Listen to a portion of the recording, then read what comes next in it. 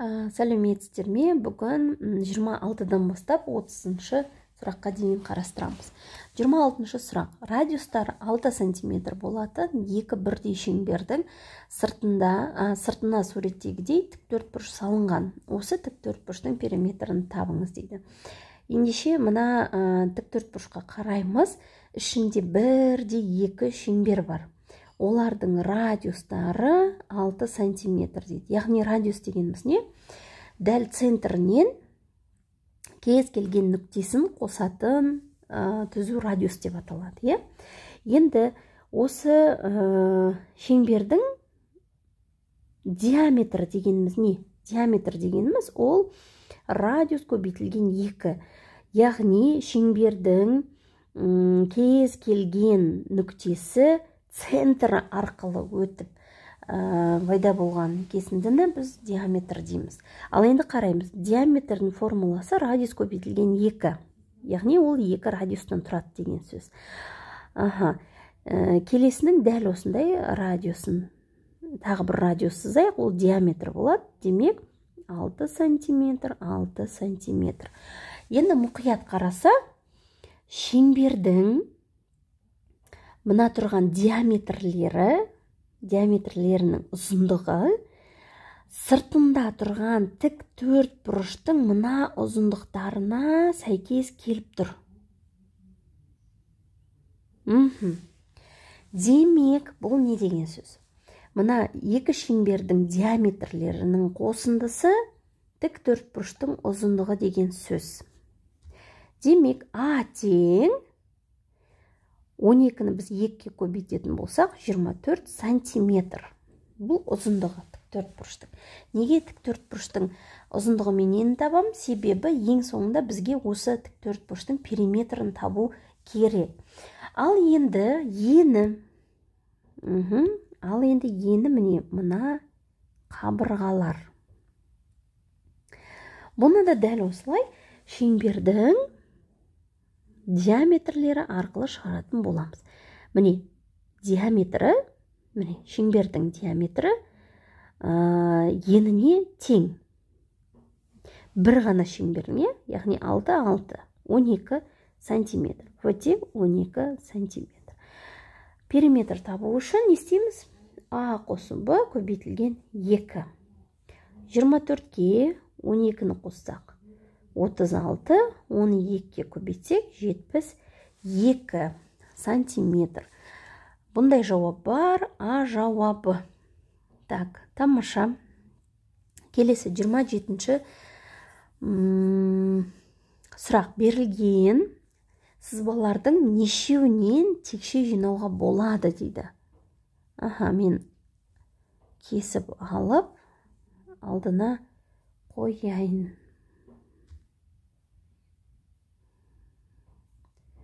Қалай қойып бұны?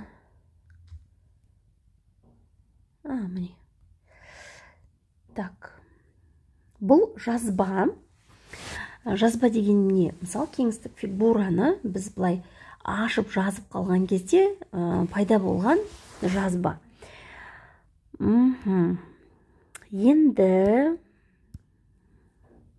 шығып кеттім ғой. Бірінші жазбадан текше шығады, екіншісінен текше шығады, үшіншісінен текше шықпайды. Себебі мына асты жағы бекітілмей қалады, және мына екеуі бір-біріне беттесіп кетеді. Және үшіншісінен шығады. Яғни үшеуінен де текше шығады екен. 3 деген жауап бар, Б жауабы. 28. Берілген сызбадағы заңдылықты анықтап, сұрақ белгісінің орнына қоюға болатын сызбаны тап дейді. Так, тамаша. Сызбаға назар аударайық. Қандай заңдылық бар екен?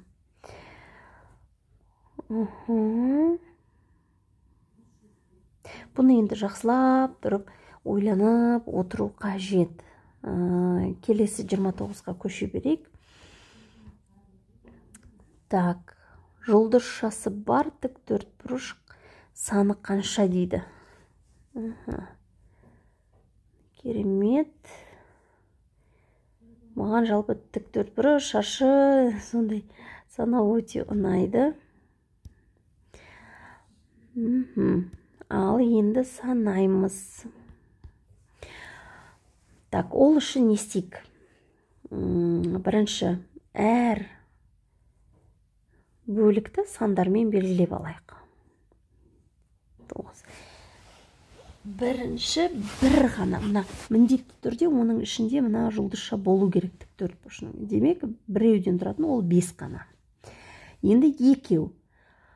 45, міне 4 пен 5-дің қосындысында тік төртбұрыш пайда болады, оның ішінде жұлдызша бар. Келесі. 56, астыға қарай 58, 52. Тамаша. Енді үшеу. 456, міне былай. Және 258. Енді төртеу. 1245, міне былай үлкен тік төртбұрыш болады. Сосын 56, 4578, 5689. Төртеуден төртеу болды, я? Так, бесеулік жоқ. Енді алтаулықты қарастырамыз. Так,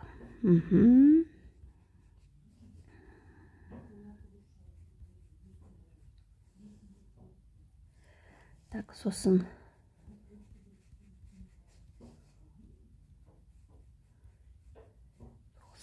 ал енді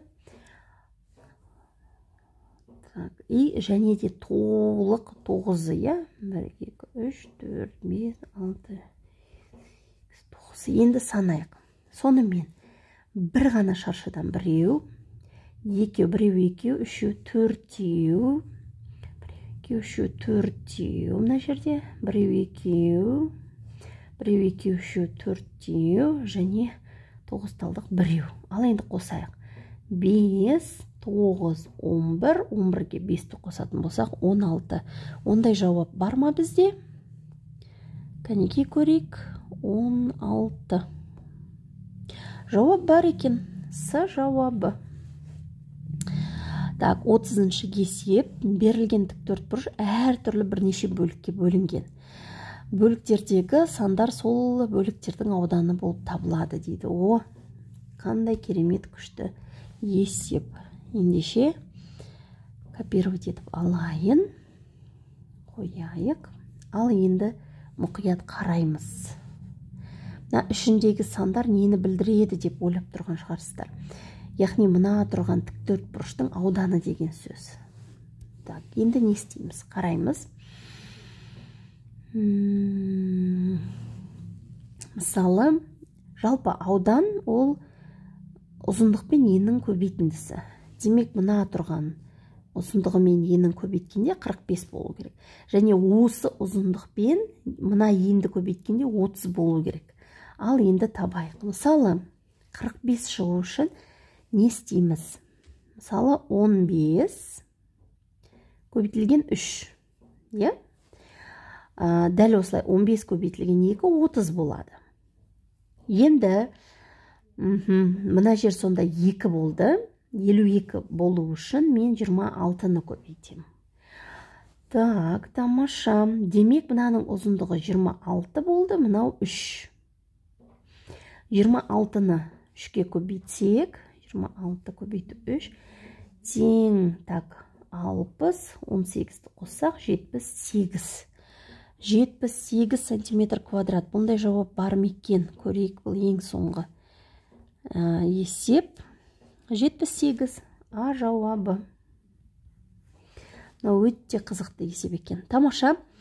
Осының алдындағы сұрақтардың толық талдауы осы видеоның астындағы ссылкада болады. Міндетті түрде қарап, пайдалы болып жатса өте қуаныштымын. Каналға жазылуды ұмытпайық.